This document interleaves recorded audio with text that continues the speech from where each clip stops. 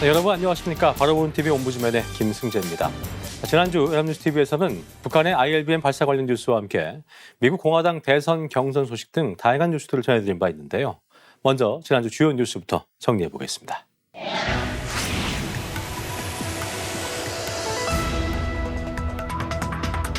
공군에서 사변적 성과들이 그리고 의장 동리, 방 청장. The Congress, the senators, we had Marco Rubio.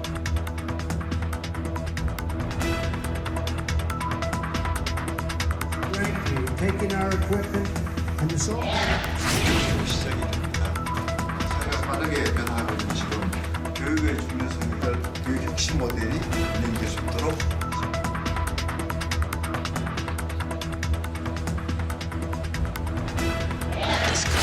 Actions have consequences. Say it again! I dare you to say it again!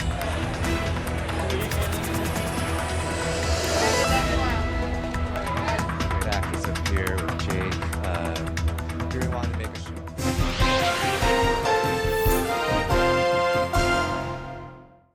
인공지능이 고도화되면서 사용 범위도 확대되었습니다. 개발자들에게는 기술 개발로 인한 이익을 제공하고 콘텐츠 이용자들에게는 다양한 미디어 콘텐츠를 쉽게 활용할 수 있는 기회를 제공합니다. 그런데 정작 콘텐츠 창작자는 창작물에 대한 권리를 보호받지 못한다는 목소리가 빈번하게 나오는데요. 연합뉴스TV는 지난 12일 뉴스워치에서 이와 관련된 내용을 다뤘습니다. 보도에 따르면 한국신문협회가 공정거래위원회에 네이버 뉴스제휴 약관 개선을 요구한 것으로 전했습니다. 네이버 생성인공지능 AI 모델인 하이퍼클로바X가 언론사의 동의 없이 뉴스 콘텐츠를 학습에 활용해 부당하다고 주장한 것입니다.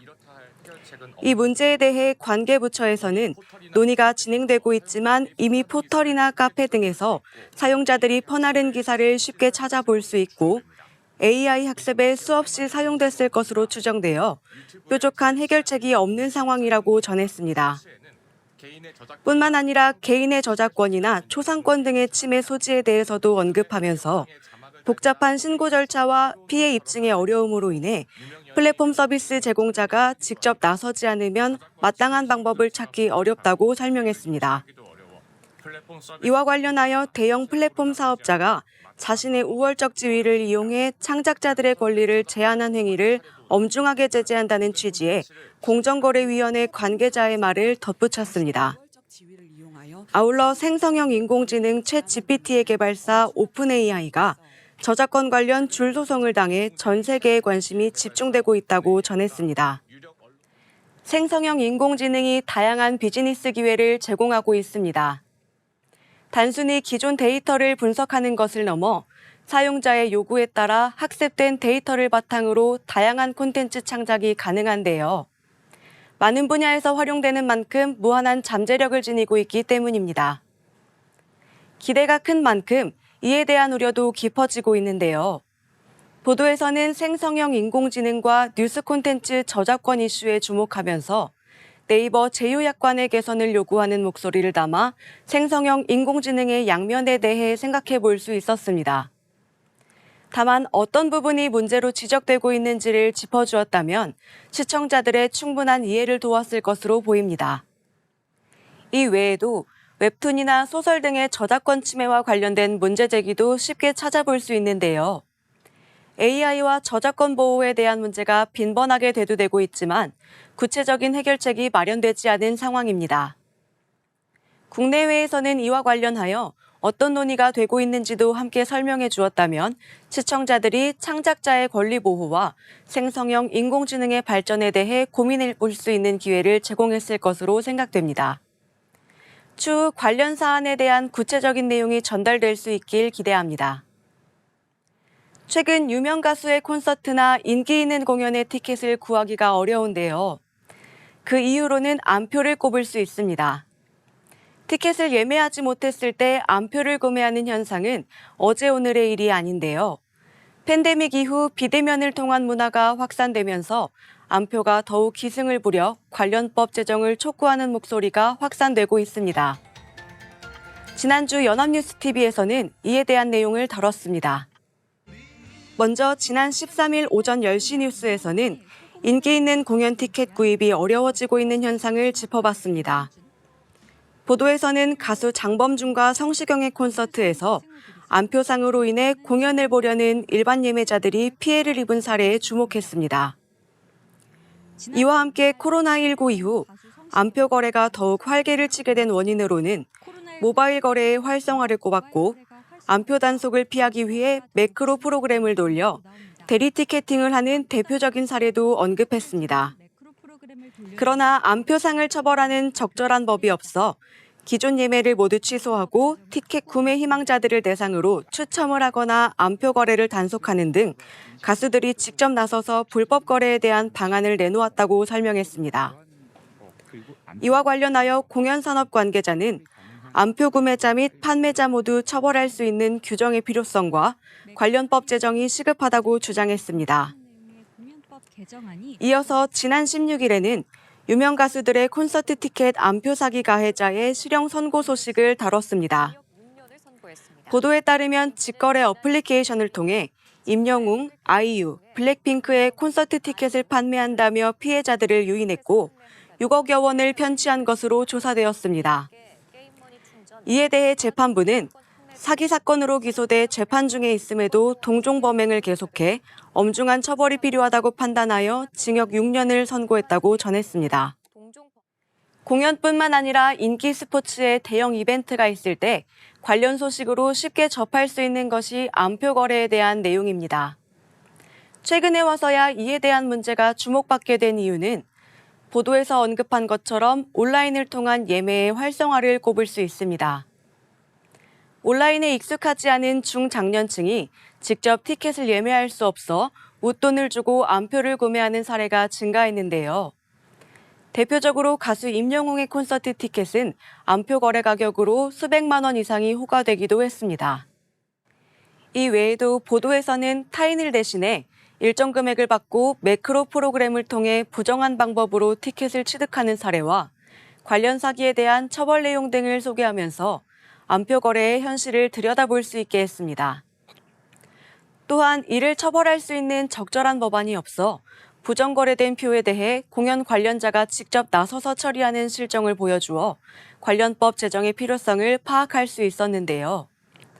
한 가지 아쉬운 점은 올해 3월부터 공연법 개정으로 안표 거래에 대한 행정 조치가 이루어지는 만큼 티켓 예매 방식과 안표 거래 처벌에 대한 국내외 사례를 소개해 주었다면 관련 법의 취지를 더욱 쉽게 이해할 수 있었을 것으로 생각됩니다. 추후 관련 내용을 보도할 때에는 이런 부분들을 고려해 충분한 설명이 뒷받침되길 바랍니다. 가족들의 도움 없이는 병원에 가기가 어려운 경우들이 있는데요. 이를 위해 각 지자체에서는 병원에 동행하는 복지 서비스를 제공하고 있습니다. 지역들마다 차이는 있지만 1인 가구에 대해 혜택을 준다는 공통점을 가지고 있는데요. 서울시에서는 이외에도 서울이 생활권인 주민들도 이용할 수 있게 해 많은 관심을 받고 있습니다. 지난 15일 뉴스투나잇의 보도 내용을 살펴보겠습니다. 보도에서는 지난 2021년부터 시행된 서울시의 병원 안심동행 서비스를 소개했습니다. 가정 내에서 병원 동행이 어려운 시민들을 위해 서비스를 실시하게 되었으며 현재 이용 건수는 3만 건 이상으로 집계되었다고 설명했습니다. 또한 병원 안심동행 매니저들은 병원 접수와 수납을 하고 약국까지 함께 가는 등 지난달에만 1,500여 건의 통원을 도왔다고 덧붙였습니다. 일반 진료뿐만 아니라 해당 서비스는 투석 치료부터 재활과 검사, 항암 치료, 서울시 1인 가구를 포함한 생활권이 서울인 타 지역 주민들도 이용이 가능하다고 전했습니다. 한편 병원 동행 서비스는 서울 소재의 병원에 대해서만 이용할 수 있고 중위소득 100%를 넘는 시민의 경우 이용료가 발생한다고 전했습니다. 이 서비스에 대해 95% 이상 실질적 도움이 됐다는 만족도 결과를 바탕으로 시민들의 의견과 수요를 반영해 예산을 더 확보할 계획이라는 서울시 관계자의 설명을 덧붙였습니다. 지자체에서는 주민들의 건강 향상과 복지 증진을 위해 의료복지 서비스를 실시하고 있습니다. 이 보도는 서울시의 사례를 소개하면서 더 많은 사람들이 이용할 수 있게 제도를 알리는 역할을 했다고 볼 수 있습니다. 실제 서비스 이용자와 실무자, 서울시 관계자 등의 현장의 의견을 전달하면서 이 서비스의 장점을 드러냈는데요. 서비스 내용에 대해서도 그래픽으로 제시해 주어 내용을 파악하는 데 도움이 되었습니다. 그러나 보도 말미에 이용료와 신청 방법은 기자의 목소리로만 전달되어 아쉬움이 남습니다. 정보와 관련된 보도를 할 때 시청자들이 한눈에 내용을 파악할 수 있도록 적절한 그래픽을 활용해주면 더 좋을 것으로 생각됩니다. 교육부는 잠자는 교실을 깨우고 수업을 혁신하기 위한 시도를 하고 있는데요. 공교육에 대한 국민들의 공감대를 형성하기 위해 유튜브 채널을 통해 다양한 수업 사례 등을 소개하고 있습니다. 그러나 고등학생들의 수업 참여와 관련된 통계 결과를 살펴보면 이러한 노력이 무색한 것으로 나타났는데요. 지난 17일 보도 살펴보겠습니다. 보도에서는 교육부의 교실 수업 혁신을 위한 고등학교 수업 유형별 학생 참여 실태조사 자료를 근거로 고등학교 학생 4명 중 1명이 같은 반 학생들이 수업 시간에 자는 편으로 생각하는 것으로 나타났다고 전했습니다. 일반고는 28.6%, 자율고는 17.9%, 외국어고 13.1%, 과학고 14.3% 순으로 답했다고 덧붙였습니다. 보도를 통해 현재 고등학교 교실의 분위기를 알 수 있었는데요. 교육부가 수업 혁신을 위해 직접 나서서 다양한 사례를 발굴하고 지원하는 이유를 파악할 수 있었습니다. 그러나 이 보도에서는 설문조사의 취지를 명확하게 밝히지 않아 조사의 배경 파악이 용이하지 않았다는 점과 단순히 설문조사 결과만을 인용해 현재 상황을 설명했다는 점에서 아쉬움이 남습니다. 예를 들어 수업 시간에 자는 이유와 학교 유형별로 통계 결과의 차이가 나는 이유 등을 전문가의 의견을 덧붙여 설명했다면 현상에 대한 이해와 이 조사의 추후 활용 가능성에 대해서도 생각해 볼 수 있었을 것으로 보입니다. 추후 조사 결과를 중심으로 한 보도를 할 때에는 이러한 점들을 고려해 우리 사회가 적절한 방안을 모색할 수 있는 기회를 가질 수 있길 기대합니다. 네, 이번 시간은 주말에 반경되는 제작 프로그램을 대학생의 시선으로 분석하고 평가해보는 시간이죠. 캠퍼스 TV 리포트입니다. 이번 주에는 한국외국어대학교 오다영 학생과 함께하겠습니다. 어서 오십시오. 안녕하세요. 예. 자, 다영 학생 지난주에 어떤 프로그램 모니터링했습니까? 네, 저는 매주 일요일 오후 12시 40분에 방송되는 풍경여지도를 모니터링했습니다.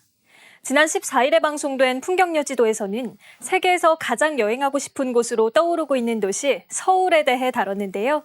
그럼 자세한 모니터링 내용 지금부터 전해드리겠습니다.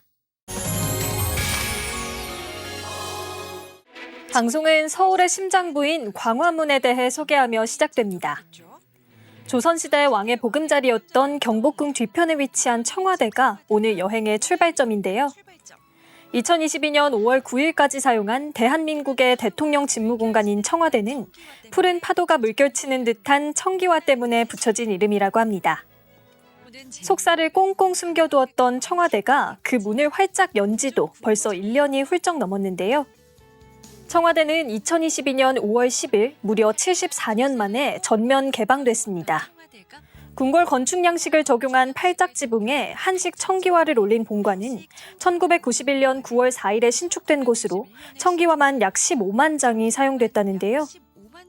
금단의 공간으로 들어가 보면 시상식에서 볼 법한 레드카펫과 샹들리에까지 구경할 수 있다는데 구중궁궐을 보는 재미에 외국인 관광객도 많이 찾는다고 합니다. 방문객들이 가장 궁금해하는 곳은 뭐니뭐니 해도 2층에 위치한 대통령 집무실인데요. 2층에 위치한 대통령 집무실에 익숙한 이 책상. 과거 대통령들이 근엄하게 앉아있던 모습이 절로 떠오르는 듯합니다.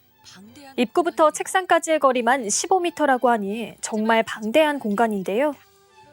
1층 서쪽 세종실에 가면 역대 대통령 12명의 모습을 만나볼 수 있다고 하는데요. 사진인가 싶지만 사실 정교하게 그려진 초상화라고 합니다. 나라의 중요 정책을 논의하던 국무회의가 열렸던 장소라 그런지 엄숙한 분위기가 풍기는 세종실.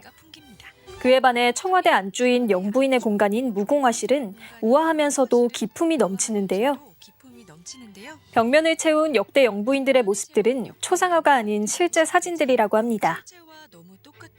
그리고 본관 동쪽으로 발걸음을 옮기면 연회장처럼 웅장한 충무실을 구경할 수 있는데요. 동쪽 별채인 충무실은 대규모 인원의 임명장을 수여하거나 귀빈 만찬 등을 하던 공간이라고 합니다. 효도관광 1순위로 떠오른 청와대. 저도 조만간 할아버지 할머니 그리고 부모님을 모시고 가야겠다는 생각이 들었습니다. 청와대가 비밀스러운 공간이었다면 오랫동안 시민의 곁에서 시민을 위한 공간으로 역사를 함께해온 곳도 있습니다. 하루에도 수천 명이 오고 가는 곳으로 겨울엔 새하얀 얼음왕국으로 변신하는 이곳은 바로 서울광장인데요. 서울의 상징적인 서울광장으로서 또 여러 시민들이 상당히 빨리 또 올 수도 있고 접근성 좋은 그런 광장이 메인 링크하고 또 보조 링크도 같이 운영하고 있기 때문에 다른 데하고는 2배 정도? 네. 규모도 규모지만 더 놀라운 건 장비 대여료를 포함한 입장료가 단돈 1,000원이라는 사실인데요. 연일 이어지는 한파에도 아랑곳하지 않고 겨울놀이에 흠뻑 취할 수 있는 이곳에서 진정한 1,000원의 행복을 느낄 수 있을 것 같습니다. 바람을 가르며 질주하는 고수의 기분을 느껴보고 싶지만 마음대로 되지 않는다면 홈페이지에 들어가 강습 예약을 통해 스케이트 강습도 들을 수 있다고 하니 스케이트 초보들도 재밌게 즐길 수 있을 것 같습니다. 재밌어요. 어릴 때로 돌아가서 인라인 스케이트를 타는 기분? 쉽게 탈 수 있는 것 같아요. 쉽게 탈 수 있다고? 걸어다니던데 계속 이렇게? 24시간이 모자란 서울 여행, 그 세 번째 여행지는 바로 명동입니다. 2023년 4월에서 6월 외국인 관광객이 꼽은 가장 좋았던 방문지 1위를 당당하게 차지한 명동. 쇼핑과 먹거리 천국으로 외국인 관광객들이 구름대처럼 몰려드니 이곳이 한국인지 외국인지 헷갈릴 정도입니다. 특히 거리를 가득 메운 먹거리 노점은 맛있는 냄새와 군침 도는 비주얼로 연신 바짓가랑이를 붙들고 늘어집니다. 외국인 관광객들도 영하의 추운 날씨는 잊고 길거리에서 취향대로 간식을 골라 먹는 재미에 흠뻑 빠졌다고 하는데요. I like street food very much. Really? I miss it in my Russia. 추위를 녹여주는 감미로운 목소리가 더해지니 그야말로 낭만이 넘치는 명동의 밤거리. 모두가 거리 공연에 흠뻑 취한 그때 풍경여지도 목소리의 주인공 박선영 아나운서가 거리에 등장했는데요. 미션을 줘볼게요. 미션? 네. 뭐죠 이거는? 카메라. 미션은 바로 셀프 카메라를 들고 돌아다니며 먹고 싶은 음식을 자유롭게 사 먹는 개인 방송 미션인데요. 제작진에게 받은 2만 원으로 가장 먼저 맛보게 된 음식은 바로 스테이크인데요. 현란한 불쇼를 구경하며 기다리다 보니 어느덧 완성된 음식. 불쇼도 보고 고기도 먹으니까 기분이 너무 좋고 약간 여행 온 것 같다 이런 생각도 좀 드네요. 밤에도 식지 않는 명동 거리의 열기. 길거리 음식을 좋아하는 분들이라면 꼭 한번 방문해봤으면 좋겠다는 박선영 아나운서의 인터뷰와 눈부신 오색빛의 향연 속에 잠들지 않는 서울밤의 매력에 푹 빠져볼 수 있는 서울 빛초롱 축제에 대한 소개를 끝으로 방송은 마무리됩니다. 네, 모니터링 내용 잘 봤습니다. 다영 학생 이번 풍경여지도 보면서 어떤 점이 가장 와닿았습니까? 네, 저는 평소 풍경여지도를 모니터링할 때 대부분 제가 가보지 못했던 먼 여행지들이 소개되는 경우가 많아서 이 풍경여지도를 통해서 여행을 다니는 듯한 느낌을 받았었는데요. 이번 방송은 정말 익숙한 서울이다 보니 반갑기도 하고 공감되는 인터뷰들도 많았던 것 같습니다. 특히 명동의 길거리 음식들을 보면서 이 코로나 이후에 회복된 명동의 거리를 다시금 가보고 싶다는 생각도 들었는데요. 조만간 친구들과 함께 명동에 방문해서 길거리 음식 투어를 한번 해봐야겠습니다. 네, 저도 한번 들러봐야겠습니다. 지금까지 한국외대 오다영 학생과 함께했습니다. 오늘 말씀 고맙습니다. 고맙습니다.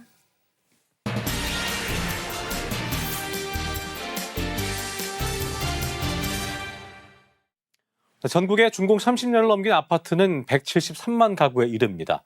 최근 정부가 내놓은 재건축 패스트트랙이 도입되면 5년 내에 460만 가구가 안전진단 없이 재건축에 착수할 수 있게 됩니다. 이를 두고 기대와 우려의 목소리가 나오고 있는데 오늘 TV와 비평에서 관련 내용 자세히 짚어보겠습니다. 도움 말씀에 명지대학교 최성 교수와 함께하겠습니다. 어서 오십시오. 안녕하세요. 예. 자, 지난 10일이었습니다. 정부가 주택 공급 확대 및 건설 경기 보완 방안을 내놓으면서 재건축 규제에 대한 완화 기조를 밝혔습니다. 앞서 이제 저희가 오프닝에서 언급드린 대로 준공한 지 30년 넘는 아파트는 안전 진단을 하지 않고 재건축을 할 수 있게 하겠다는 건데 먼저 어떻게 달라지는 건지 관련 내용부터 짚어주시죠. 네. 정부는 지난 10일 대통령 주재 두 번째 민생 토론회를 열어 국민 주거 안정을 위한 주택 공급 확대 및 건설 경기 보완 방안을 발표해 재건축 재개발 진입 문턱을 낮추기로 했습니다. 준공후 30년이 지난 주택은 안전진단 없이도 재건축 착수를 허용하고 재건축 추진위원회가 정비구역 지정 조합 설립 추진을 병행할 수 있도록 하는 패스트 트랙을 도입하기로 했습니다. 안전진단은 사업 시행 인가 전까지만 통과하면 됩니다. 진현환 국토교통부 제1차관은 기존 안전진단이 안전성을 중심으로 했다면 이제는 생활 불편, 노후도를 주로 보고 주민 동의가 있으면 안전진단이 걸림돌이 되지 않게 할 예정이라며 재개발은 최소 3년 정도, 재건축은 많게는 5년에서 6년 정도 사업기간이 단축될 것으로 기대된다고 말했습니다. 정부의 이 같은 계획에 따라 1기 신도시는 현 정부 임기 내에 첫 삽을 뜰 것으로 보입니다. 지난해까지만 해도 국토교통부는 현 정부 임기 내 1기 신도시 착공이 어렵다는 입장을 보인 바 있습니다. 국토부 관계자는 지자체 등을 통해 주민 의견을 수렴한 결과 상당수 단지들이 주민 동의를 70% 이상 확보해 놨다며 선도지구 같은 경우는 임기 내 착공이 가능할 것으로 예상된다고 설명했습니다. 그렇군요. 재건축을 추진하고 있던 단지들의 경우에는 반기는 분위기인 반면에 리모델링 나선 단지들은 아쉽다는 반응을 보이고 있는데 규제 완화 발표 이후에 시장 분위기에 대한 언론 보도 내용도 짚어보죠. 네. 부동산업계에 따르면 정부가 지난 일시 부동산 대책에서 재건축 단지들의 규제를 완화하는 패스트트랙 정책을 발표하면서 리모델링 사업이 불리해졌다고 한국경제신문이 보도했습니다. 리모델링은 재건축보다 사업성이 떨어지지만 규제 문턱이 낮아 사업이 빠르게 진행되면서 각광을 받았지만 이제는 소용이 없게 됐습니다. 일시 부동산 대책에 따라 아파트를 지은 지 30년이 넘었다면 안전진단 없이 재건축을 시작할 수 있도록 했습니다. 선도지구 지정, 용적률 상향 등 혜택도 뒤따릅니다. 재건축과 리모델링 사업의 출발선이 완전히 달라졌습니다. 이번 정책으로 혜택을 가장 많이 받을 것으로 예상되는 1기 신도시 내 리모델링 단지에선 벌써 잡음이 나옵니다. 특히 상대적으로 평균 용적률이 낮은 일산, 분당 등에선 이번 대책으로 주민 간의 갈등이 고조되고 있습니다. 이들 단지는 상대적으로 재건축 사업으로 돌아설 여력이 있어서입니다. 분당에서 리모델링을 추진하고 있는 한 단지 조합원은 정부에서 재건축 사업을 제대로 밀어주고 있지 않느냐, 역차별이나 다름없다면서 리모델링 사업은 완전히 찬밥 신세가 됐다. 조합원들 사이에서도 리모델링 대신 재건축으로 선회해야 한다는 목소리가 나오는 중이라고 설명했다고 한국경제신문은 덧붙였습니다. 그랬군요. 자, 그런가 하면 이번 대책에 대한 평가도 엇갈리는 것 같습니다. 위축된 부동산 시장의 활성화를 기대하는 목소리가 있는가 하면 한편으로는 난개발에 대한 우려도 나오고 있는 상황인데 찬반 의견에 대한 보도 내용도 정리해 보죠. 네.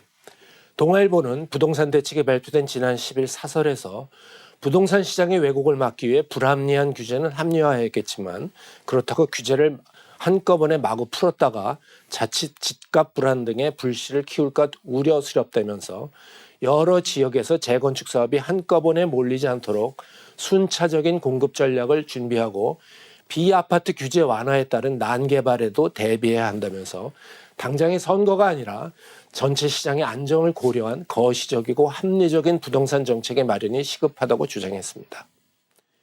중앙일보도 재건축 규제 완화 필요하지만 시장 불안을 세심하게 관리해야 한다는 제목의 사설에서 하반기 이후 금리 인하가 본격화하면 주택 소비자의 돈 벌고 싶은 욕망이 재건축 규제 완화 및 세제 혜택과 결합해 다시 수도권 아파트 시장을 흔들 수 있다면서 정부가 온수와 냉수를 번갈아 틀어대는 샤워실의 바보가 되지 않으려면 주택 시장에 불똥이 튀지 않도록 세심하게 관리해야 한다고 지적했습니다. 예. 자, 정부는 재건축 기간이 이전에 비해서 최대 5에서 6년가량 줄어들 것으로 전망하고 있습니다만 공사비가 굉장히 많이 올랐고요. 또 사업성 등이 변수로 지목이 되고 있는 상황인데 실효성에 대한 분석 기사도 정리를 좀 해보죠. 네. 정부가 안전진단 규제 완화 등 재건축 패스트 트랙을 내놓았지만 넘어야 할 산은 만만치 않습니다. 사업성이 뒷받침돼야 재건축이 탄력을 받을 수 있는 데다 패스트 트랙 도입을 위해선 국회에서 법안이 통과돼야 하기 때문이라고 연합뉴스는 보도했습니다. 재건축의 첫 관문인 안전진단 허들을 사실상 폐지로 볼 수 있을 정도로 대폭 낮춘 만큼 초기 사업 진행 속도는 빨라질 수 있습니다. 그러나 정비 사업은 사업성이 뒷받침되지 않는다면 조합원들이 져야 할 분담금 문제로 내부 갈등이 커져 사업의 속도를 내기 어렵습니다. 안전진단 규제 완화 효과가 제한적이 될 것이라는 분석이 나오는 이유입니다. 박합수 건국대 부동산대학원 겸임교수는 재건축 초기 단계의 문턱을 낮춘 것은 의미가 있다면서도 남아있는 재건축 단지는 용적률 메리트가 크지 않은 데다 공사비 인상과 고금리로 인한 금융비용 증가까지 고려하면 사업성을 확보하기 어려운 사항이라고 말했습니다. 안전진단 없는 재건축 착수가 실제 가능할지도 지켜봐야 합니다. 정부가 발표한 재건축 패스트트랙 도입을 위해선 도시정비법 개정안이 국회에서 통과돼야 하며 야당인 더불어민주당의 협조가 필요합니다. 박상우 국토교통부 장관은 여야가 재건축에 대해서는 기본적으로 제도 개선을 하자는데 합의가 돼 있는 것이 아닌가 한다면서 국회 통과를 낙관했습니다. 그러나 민주당은 정부의 재건축 규제 완화책에 대해 막무가내식 규제 완화는 집값을 띄울 뿐만 아니라 안전성을 최우선으로 해야 되는 도시정비법 취지에 위배된다면서 명백히 법을 개정해야 하는 사항임에도 야당과 아무런 소통 없이 즉흥적으로 정책을 발표하는 것은 문제라고 논평했다고 연합뉴스는 보도했습니다. 네. 자, 시기가 시기인 만큼 새로운 정책이 나올 때마다 총선과 연관된 평가는 불가피하다고 할 수 있는데요. 이번에는 어떤 평가가 좀 나오고 있는지 관련 내용 정리해보죠. 네. 지난 11일 조선일보는 거의 매일 쏟아지는 선심정책 뒷감당이 되나라는 제목의 사설에서 문재인 정부 시절 재개발 재건축 억제 정책 탓에 집값이 폭등한 점을 감안하면 재개발 재건축 규제 완화는 필요한 정책이라면서도 하지만 지은 지 30년밖에 안 된 아파트를 부수고 재건축한다는 것은 세계에 없을 국가적 낭비라면서 이마저 안전진단도 없이 한다는 것이 상식에 맞지 않는다고 비판했습니다. 조선일보는 아파트를 주거가 아니라 돈 버는 투기 수단으로 여기는 세태에 영합하는 포퓰리즘이라고 하지 않을 수 없다고 했습니다. 조선일보는 대통령 지지율이 30%에 머무른 상황에서 총선이 다가오자 근본적인 국민 신임 회복 조치는 없이 뒷감당 힘든 선심 정책만 난사하듯 던지고 있다며 시종일관 눈앞의 인기에만 연연했던 문재인 정권이 이랬다고 했습니다. 조선일보는 가족용 전기료 동결, 공매도 금지, 대주주 주식 양도세 완화, 금융투자소득세 폐지 등을 윤석열 정부의 포퓰리즘 정책으로 지목했습니다. 재개발 재건축 규제 완화에 찬성하는 주요 보수 언론에서 일시 부동산 대책을 세계에 없을 국가적 낭비라는 평가한 것은 이채롭습니다. 예. 자, 건설 경기를 부양해야 한다는 필요성이 제기되는가 하면 한편으로는 미분양 해소도 과제로 떠오르고 있는데요. 신중한 접근이 필요하다는 건 분명해 보입니다. 자, 끝으로 언론이 해야 할 역할이 있을 것 같습니다. 짚어주시고 마무리 짓겠습니다. 네. 정부의 일시 부동산 대책은 긍정적인 면과 부정적인 면이 공존하는 정책입니다. 이제 안전진단을 통과하지 않아도 사업을 추진할 수 있기 때문에 주택 공급이 장기적으로 많이 늘어난다는 점에서 긍정적인 요인으로 작용할 수는 있습니다. 부정적인 측면이라면 시장 상황에 따라서 금리가 내릴 때 이런 틈을 노려서 투기 수요들이 들어갈 수 있고 10년, 15년 후에 공급 물량이 많이 늘어났는데 그때 부동산 시장이 상황이 또 침체로 이어지게 되면 또 공급 과잉의 우려도 있기 때문에 주택 가격이 침체될 수 있습니다. 이와 같이 일시 부동산 대책은 긍정적인 부분과 부정적인 부분이 공존하는 상황입니다. 언론은 일시 부동산 대책에 흥분하는 분위기를 조성하는 것이 아니라 긍정적인 측면과 부정적인 측면을 골고루 보도해야 할 것입니다. 네, 언론이 꼭 기억해야 할 내용까지 명지대학교 최선 교수와 함께했습니다. 오늘 말씀 고맙습니다. 감사합니다. 네, 저희 옴부즈맨 팀은 여러분의 다양하고 소중한 의견들을 기다리고 있습니다. 방송을 보시고 느낀 소감을 연합뉴스TV 홈페이지 내 시청자 게시판이나 SNS로 보내주시면 됩니다. 저희는 다음 주 시간에 다시 인사드리죠. 여러분 고맙습니다.